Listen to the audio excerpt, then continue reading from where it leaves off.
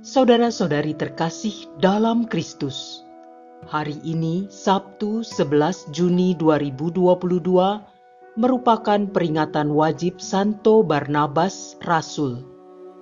Bacaan dibawakan oleh Antonia Jovita Ari, Mazmur dilantunkan oleh Nana Puspadewi, dan renungan ditulis oleh Sandi Kusuma. Selamat menekuni Sabda Allah. Marilah kita semakin mengasihi, semakin peduli, dan bersaksi.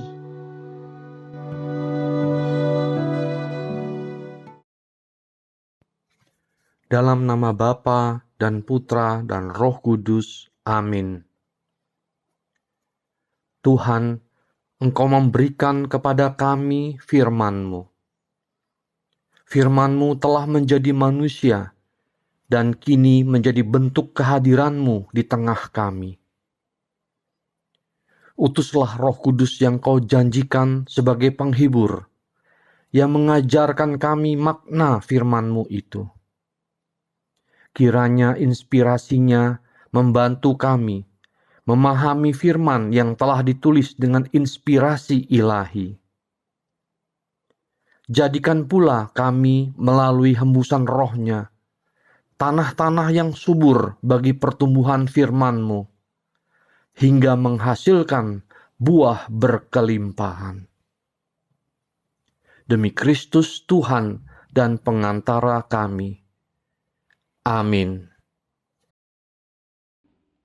Bacaan dari Kisah Para Rasul, bab 11, ayat 21b sampai 26, dilanjutkan dengan bab 13, ayat 1 sampai 3. Pada perkembangan awal umat beriman, di Antiokhia sejumlah besar orang menjadi percaya dan berbalik kepada Tuhan. Maka sampailah kabar tentang mereka itu kepada jemaat di Yerusalem. Lalu jemaat itu mengutus Barnabas ke Antiokhia.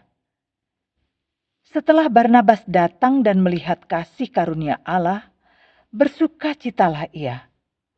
Ia menasihati mereka supaya mereka semua tetap setia kepada Tuhan.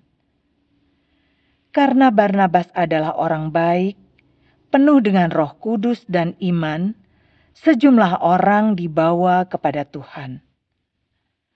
Lalu pergilah Barnabas ke Tarsus untuk mencari Saulus. Setelah bertemu dengan dia, ia membawanya ke Antiokhia. Mereka tinggal bersama-sama dengan jemaat itu 1 tahun lamanya sambil mengajar banyak orang. Di Antiokhia, murid-murid itu untuk pertama kalinya disebut Kristen. Pada waktu itu dalam jemaat di Antiokhia ada beberapa nabi dan pengajar, yaitu Barnabas dan Simeon yang disebut Niger, Lukius orang Kirene, Menahem yang diasuh bersama dengan raja wilayah Herodes, dan Saulus.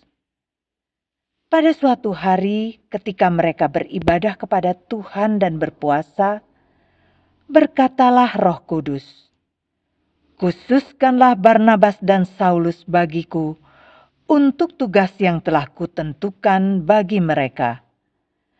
Maka berpuasa dan berdoalah mereka, dan setelah meletakkan tangan ke atas kedua orang itu, mereka membiarkan keduanya pergi. Demikianlah sabda Tuhan.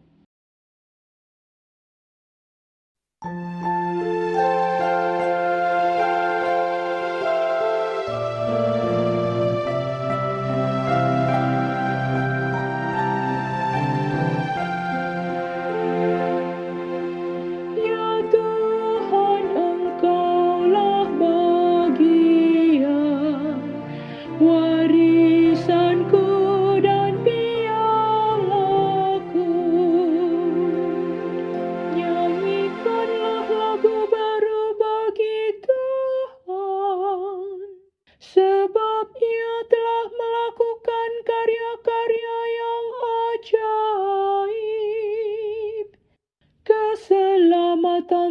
telah dikerjakan oleh tangan kanannya, oleh lengannya yang kudus.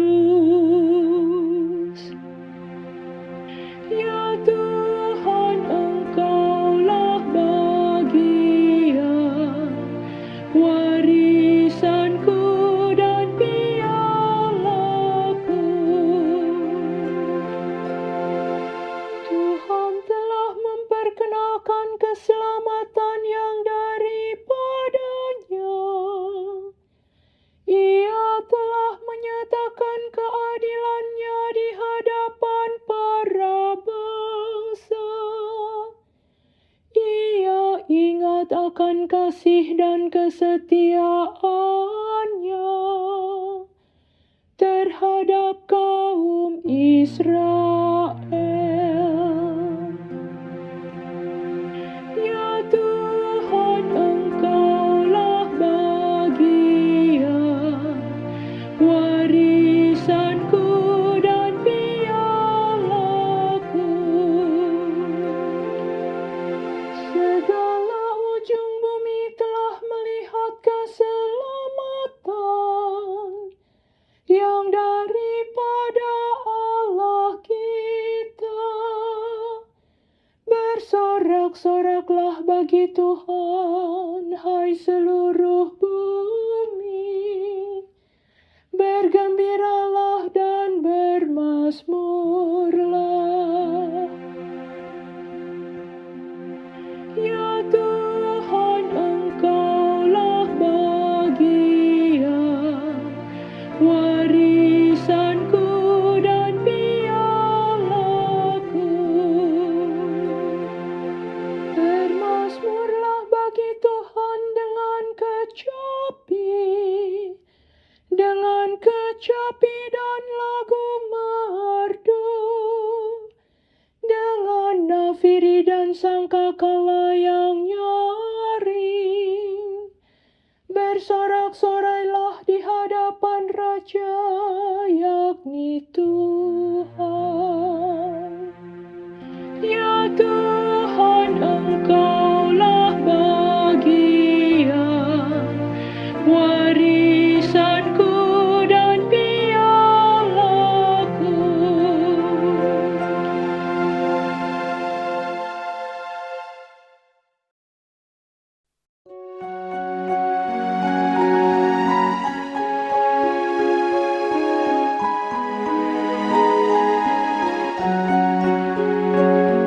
Alleluia, alleluia, alleluia, alleluia.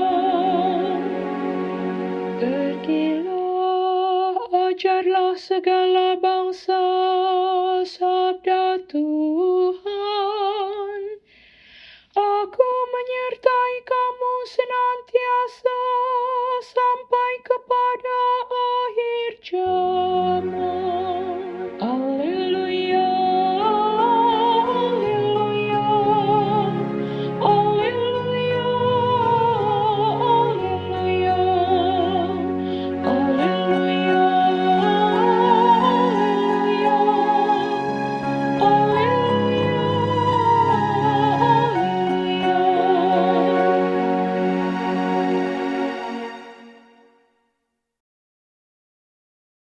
Inilah Injil suci menurut Matius bab 10 ayat 7-13.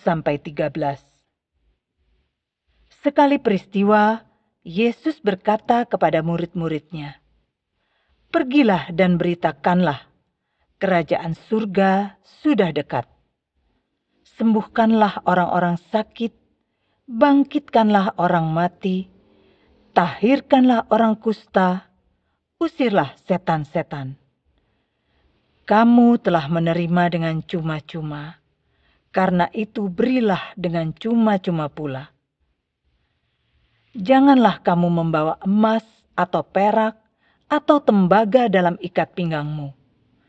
Janganlah kamu membawa bekal dalam perjalanan. Janganlah kamu membawa baju 2 helai, kasut atau tongkat, sebab seorang pekerja patut mendapat upahnya. Apabila kamu masuk kota atau desa, carilah di situ seorang yang layak dan tinggallah padanya sampai kamu berangkat. Apabila kamu masuk rumah orang, berilah salam kepada mereka. Jika mereka layak menerimanya, salammu itu turun ke atasnya. Jika tidak, salammu itu kembali kepadamu. Demikianlah sabda Tuhan.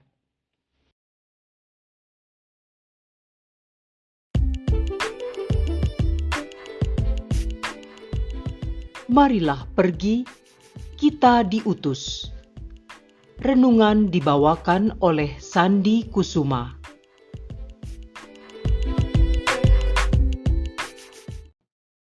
Adik-adik, Bapak, Ibu, dan saudara-saudara seiman dalam kasih Kristus. Injil Matius pasal 10 ayat 1-42 terdiri dari 4 perikop, yaitu yang pertama, Yesus memanggil ke-12 rasul, tentang siapa yang dipilih oleh Yesus dari antara para murid untuk dijadikan rasulnya. Yang kedua, Yesus mengutus ke-12 rasul, tentang apa tugas perutusan bagi para rasul, apa yang boleh dibawa dan yang tidak, serta bekal apa yang diberikan oleh Yesus kepada para utusannya itu. Yang ketiga, penganiayaan yang akan datang dan pengakuan akan Yesus, tentang konsekuensi menjadi utusan Kristus, apa risiko yang mesti dihadapi. Dan yang keempat, bagaimana mengikut Yesus, tentang pedoman yang mesti dipegang oleh para rasul dalam melaksanakan tugas perutusan. Mari kita telaah lebih jauh beberapa hal yang menarik dari tugas perutusan ini. Saya sendiri tidak pernah menyangka sebelumnya kalau saya akan menjadi seperti yang sekarang ini. Barangkali sama seperti Petrus dan beberapa rasul Yesus lainnya yang tak menyangka kalau Yesus memilih dan memanggil mereka untuk menjadi rasulnya. Petrus hanyalah seorang nelayan yang tidak terpelajar dan barangkali minim dalam pengetahuan hukum Taurat. Sebagai penjala ikan, tentulah tak pernah terlintas di benaknya akan menjadi penjala manusia. Mungkin ini baik untuk kita jadikan refleksi, agar jangan sampai kita underestimate terhadap diri kita sendiri, merasa tak pantas menjadi utusan Kristus, lalu menolak panggilannya. Begitu juga yang dialami oleh Santo Barnabas yang kita peringati hari ini. Sekalipun Barnabas adalah keturunan Lewi yang pantas-pantasnya menerima persembahan dari umat, tetapi Barnabas malah menjual ladang miliknya, lalu meletakkan hasil penjualannya di depan kaki para rasul Yesus. Sekalipun Barnabas diakui oleh gereja sebagai rasul karena kiprahnya yang luar biasa, tetapi Barnabas berasal dari Siprus, tempat yang jauh dari Yerusalem maupun dari Galilea. Dan Barnabas tidak disebut-sebut dalam Injil Sinoptik, baru muncul dalam kitab para rasul. Artinya, besar kemungkinan Barnabas tidak menyaksikan sendiri karya Yesus. Tugas perutusannya tentu menjadi lebih berat, tetapi toh Barnabas berhasil menjalankan tugas perutusannya dengan sangat baik. Kita diminta keluar rumah untuk menjalankan tugas dari Yesus ini, baik secara fisik jasmani maupun secara virtual melalui media digital. Inilah tugas dari Yesus. Pergilah dan beritakanlah, kerajaan surga sudah dekat. Kalau dijabarkan lebih rinci, Yesus mau agar semua orang menjadi percaya kepadanya, menerima pembaptisan, lalu melakukan pertobatan, agar layak memasuki kerajaan surga yang sudah dekat itu. Tugas perutusan ini bukanlah pekerjaan mudah. Yesus sendiri mengatakan, "Pergilah, sesungguhnya aku mengutus kamu seperti anak domba ke tengah-tengah serigala." Lukas 10 ayat 3. Pada Injil Matius malah ditambahkan, "Hendaknya kamu cerdik seperti ular dan tulus seperti merpati." Tetapi itu saja masihlah belum cukup. Maka Yesus membekali utusannya dengan kuasa Allah dan pendampingan Roh Allah, seperti yang ditulis pada Injil Lukas 9 ayat 1. Yesus memanggil ke-12 muridnya, lalu memberikan tenaga dan kuasa kepada mereka untuk menguasai setan-setan dan untuk menyembuhkan penyakit-penyakit. Dan itu disampaikan langsung oleh Yesus ketika ia mengutus 70 muridnya. Sesungguhnya aku telah memberikan kuasa kepada kamu untuk menginjak ular dan kalajengking dan kuasa untuk menahan kekuatan musuh sehingga tidak ada yang akan membahayakan kamu. Lukas 10 ayat 19. Dengan tenaga dan kuasa yang luar biasa besar ini, seharusnya tidak ada kata gagal dalam menunaikan tugas perutusan. Adik-adik, Bapak, Ibu, dan saudara-saudara seiman dalam kasih Kristus, Yesus tentu mengetahui kalau iblis membenci tugas perutusan ini, lalu berusaha menghalang-halangi dengan berbagai ancaman, intimidasi, ataupun bujuk rayu. Ini perlu dicegah, maka Yesus pun berpesan agar para utusannya itu tidak memungut ongkos dari orang-orang yang disembuhkan atau yang dibebaskan dari kerasukan roh jahat atau yang lainnya lagi. Orang-orang yang ditolong tentu mudah untuk memberi imbalan, ataupun seandainya para murid Yesus menetapkan tarif, mereka akan membayarnya tanpa menawar. Maka Yesus pun mewanti-wanti para muridnya, "Kamu telah menerima dengan cuma-cuma, karena itu berilah dengan cuma-cuma pula." Para petugas yang melayani renungan harian The Power of Word rupanya mentaati perintah Yesus ini. Setiap hari menyiapkan dan membagikan bacaan liturgi, mazmur, dan renungan secara cuma-cuma. Sebab semuanya mempercayai perkataan Yesus. Seorang pekerja patut mendapat upahnya. Dan di kesempatan lain Yesus juga berkata, "Bersukacitalah dan bergembiralah, karena upahmu besar di surga." Dengan demikian, para utusan Kristus akan mampu mengatasi bujuk rayu iblis, tidak memperhitungkan persepuluhan, apalagi sampai menggelapkan uang kolekte umat. Adik-adik, Bapak, Ibu, dan saudara-saudara seiman dalam kasih Kristus, Yesus mengutus kita bukan untuk berwisata, bukan untuk tamasya atau jalan-jalan, bukan untuk mencari penghiburan bagi diri sendiri, apalagi menjadikannya semacam pelarian untuk menghindari sesuatu di rumah atau di tempat kerja. Tugas perutusan ini juga bukan tugas sambilan, bukan kalau lagi sempat saja. Tugas ini mesti dijalani secara konsisten dan pada prioritas yang pertama karena menyangkut keselamatan jiwa orang. Sama seperti ketika kita berangkat ke tempat kerja, tapi di perjalanan kita melihat korban kecelakaan tergeletak di jalan. Bukankah kita akan segera memberi pertolongan dengan melarikannya ke rumah sakit terdekat, lalu akibatnya kita terlambat tiba di kantor dan siap diomeli oleh bos?